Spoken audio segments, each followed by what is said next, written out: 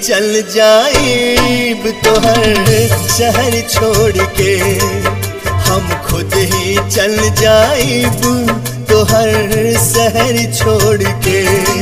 ऐसे ना जा तू खफा हो के मुँह हमसे मोड़ के, हम खुद ही चल जाइब तोहर शहर छोड़ के, हम खुद ही चल जाइब तोहर शहर छोड़ के।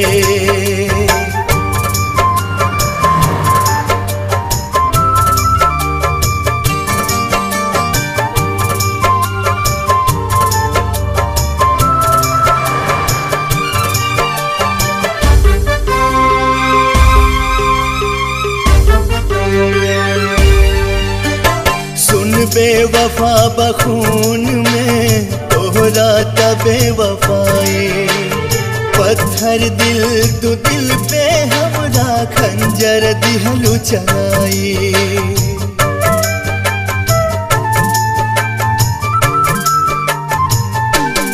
ओ सुन बेवफा बखून में तोहरा तबे वफाई, पत्थर दिल तू दिल पे हमरा खंजर दिहलू चलाए।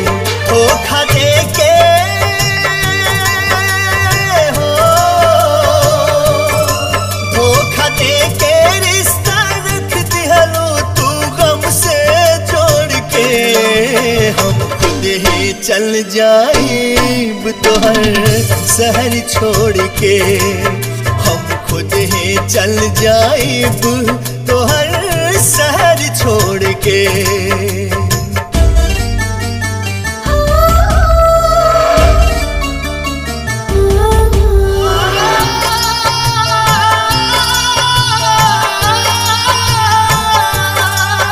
बैठी गजरा सजा के माथे बिंदिया सटा के, आँख गजरा लगा के यार हो, अब बहिया मिलेला खेल प्यार वाला खेला, रह जाए ना अकेला दिलदार हो। जब निकली हमर जनाजा तोहरा गली शहर से, आखिर दफा तू देख लिया अपना दगा नजर से।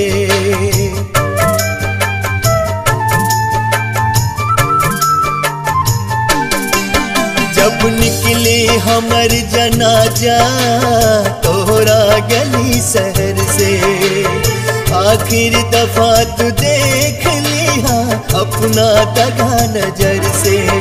आंसू ना गिरैया हो, आंसू ना गिरैया जाइब जब हम कफन ओढ़ के, हम खुद ही चल जाइब तोहर शहर छोड़ के, हम खुद ही चल जाइब तोहर शहर छोड़ के। इरफान राज स्टूडियो का चैनल सब्सक्राइब जरूर करें और बेल आइकन दबा दें।